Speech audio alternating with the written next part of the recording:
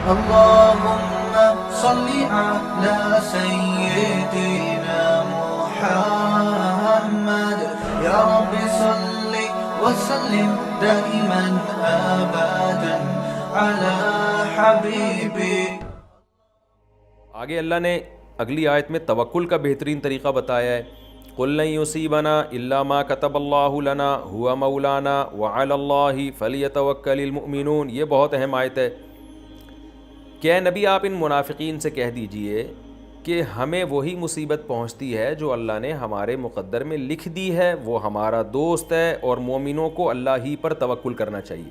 دیکھیں آرڈر توکل کا بعد میں دیا جا رہا ہے کہ مومن کو چاہیے اللہ پہ توکل کرے، یہ آرڈر ہے نا.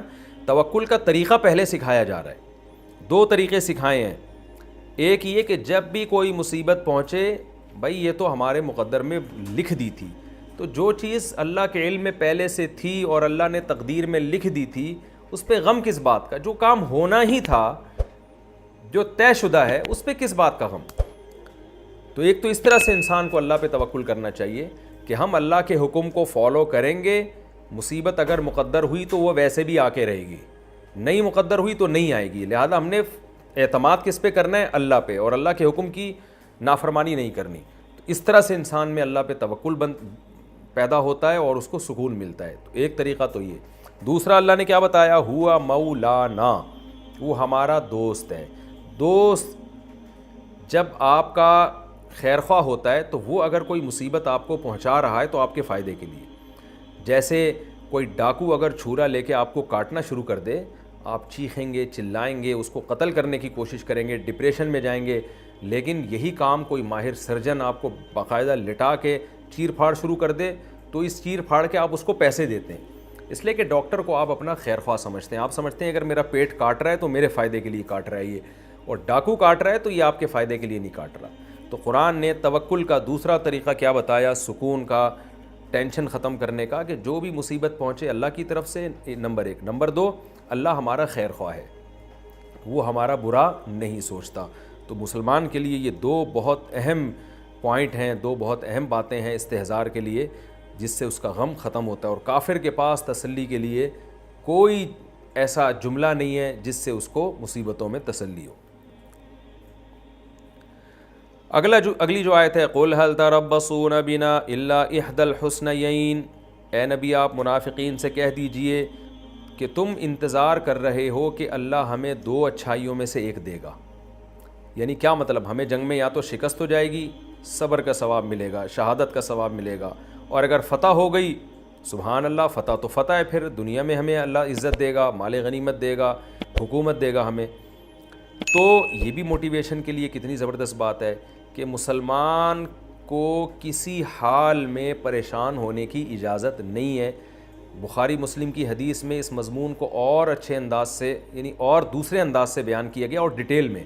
وہ کیا ہے؟ نبی صلی اللہ علیہ وسلم نے فرمایا، عجبا لامر المومن ان امرہ کلہ لہ خیر ان اصابتہ سراء شکر فکان خیر اللہ وان اصابتہ ضراء صبر فکان خیر اللہ ولیس ذلک الا للمؤمن. نبی نے فرمایا مسلمان کا معاملہ بڑا عجیب ہے. اسے خوشی پہنچتی ہے تو اللہ کا شکر ادا کرتا ہے، اس شکر سے اس کے درجات اور بلند ہوتے ہیں، یہ شکر اس کے لیے مزید خیر کا ذریعہ بن جاتا ہے. اور اگر اسے کوئی ٹینشن پہنچتی ہے، صبر کرتا ہے، یہ صبر اس کے درجات کی بلندی کا ذریعہ بن جاتا ہے، اس کے لیے خیر کا ذریعہ بنتا ہے. اور آخر میں آپ نے فرمایا یہ آپشن مومن کے علاوہ کسی اور کے پاس نہیں ہے، کافر کے پاس یہ آپشن نہیں ہے، کیونکہ وہ اس کو اللہ کی طرف سے سمجھتا ہی نہیں ہے.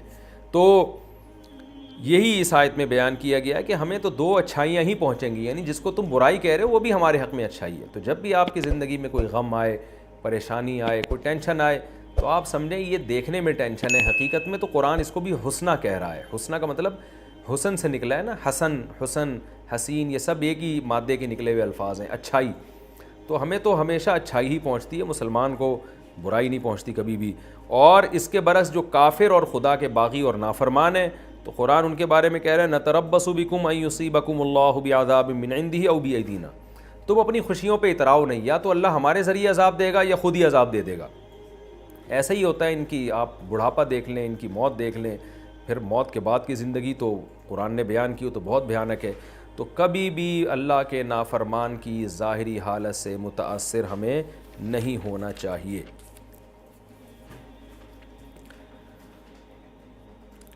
آگے ہم چلتے ہیں، قل انفقوا طوعا او کرہا لن یتقبل منکم، اے منافقو تم خوشی سے خرچ کرو یا مجبوری میں، اللہ صدقے کو تمہارے قبول نہیں کرے گا۔ اس سے ہمیں ایمان کی ویلیو کا، ایمان کی اہمیت کا پتہ چلتا ہے۔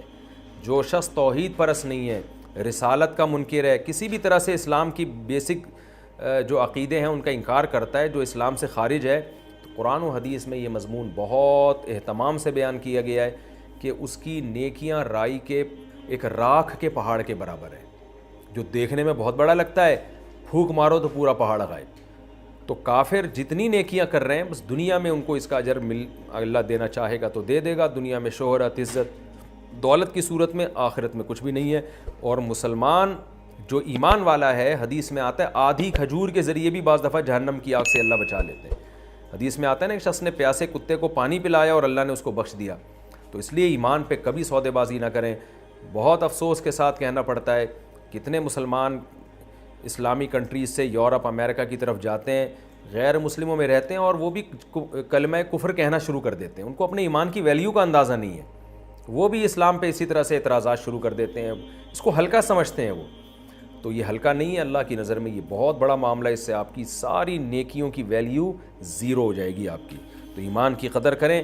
میں بار بار یہ بات کہتا ہوں کہ یہ جو دعا قرآن میں آتی ہے نا، ربنا لا تزغ قلوبنا بعد اذ ہدیتنا وہب لنا من لدنک رحمہ انک انت الوہاب، یہ دعا علماء کہتے ہیں بار بار مانگنی چاہیے۔ اللہ جب تو نے ہمیں ایک دفعہ ایمان کی توفیق دے دی تو اب ہمیں ایمان سے ہرگز ہمارے دلوں کو پھیرنا نہیں، تو موت ہماری ایمان پر ہی ہو، خاتمہ ہمارا ایمان پر ہو۔ وَلَا يَأْتُونَ الصَّلَاةَ إِلَّا وَهُمْ كُسَالَىٰ، اللہ نے منافق کی ایک علامت بیان کی کہ یہ نماز پڑھتے ہیں سستی کے ساتھ۔ سستی کیوں ہوتی ہے؟ ان کا اللہ رسول پہ ایمان ہی نہیں ہے۔ تو اس سے پتہ چلتا ہے کہ نماز میں اگر آپ نے لذت پیدا کرنی ہے نا، تو جس کے لیے نماز پڑھی جا رہی ہے اس کا استحضار پیدا کریں، اس کی عظمت دل میں پیدا کریں، اس کی محبت پیدا کریں، اس سے آپ کو نماز میں لطف اور مزہ آنا شروع ہوگا۔ فَلَا تُعْجِبْكَ أَمْوَالُهُمْ وَلَا أَوْلَادُهُمْ، اس میں ہمیں سبق ملتا ہے کہ نافرمان کے مال اولاد دیکھ کر کبھی بھی متاثر نہیں ہونا چاہیے۔ اور اس سے بھی پتہ چلتا ہے کہ اولاد کی کثرت ہر دور میں پسندیدہ سمجھی جاتی تھی۔ پہلے زمانے میں لوگ فخر کرتے تھے، تو یہ ہمیں نیچر کے خلاف فیملی پلاننگ والوں نے چلا دیا ہے کہ 2 بچے ہی اچھے۔ تو اولاد کی کثرت، جیسے مال کی کثرت قابل فخر ہے تو ایسے اولاد بھی تھی، تو کافر بھی اس پہ فخر کرتا تھا۔ اب جو ہے نا وہ فیملی پلاننگ والوں نے سارا سسٹم ہی الٹا کر دیا ہے۔ اور آخری جو بات ہمیں پتہ چلتی ہے، وَمِنْهُمْ مَن يَلْمِزُكَ فِي الصَّدَقَاتِ، کہ ایسے لوگ بھی ہوتے ہیں کہ جب تک آپ ان کو دیتے رہیں گے تو خوش رہیں گے، دینا بند کر دیا تو ناراض ہو جائیں گے۔ ایسے رشتہ داروں میں بھی ہوتے ہیں کہ آپ دیں گے تو خوش رہیں گے، دینا بند کیا تو ناراض۔ یہ نہیں دیکھیں گے کہ یار پہلے بھی اس نے دیا ہے ہمیں، حالانکہ ہم مستحق تو نہیں تھے۔ تو اس طرح کے ناشکرے لوگوں سے بھی ہوشیار رہنا چاہیے، اور خود بھی سوچنا چاہیے کہ ہم ان ناشکرے میں تو نہیں ہیں۔ اولاد پہ والدین کتنا احسان کرتے ہیں، جب کبھی تھوڑی سی کوتاہی ہوتا ہے اولاد کیسی نافرمان بن جاتی ہے، تو ان کے احسانات کے بوجھ تلے ہم دبے ہوئے ہیں۔ عورت پہ شوہر احسان کرتا ہے، کبھی اونچ نیچ ہو جائے تو وہ ناشکری پہ آ جاتی ہے۔ تو یہ سب چیزیں نفاق کی علامات میں سے ہمارا یہ مفتی طارق مسعود صاحب کے بیانات سننے کے لیے youtube.com/مفتی طارق مسعود کو سبسکرائب کریں، اور اگر آپ لائیو ویڈیو کو کبھی بھی مس نہیں کرنا چاہتے ہیں تو سبسکرائب کرنے کے بعد بیل آئیکن پہ کلک کرنا مت بھولیں۔ جزاک اللہ۔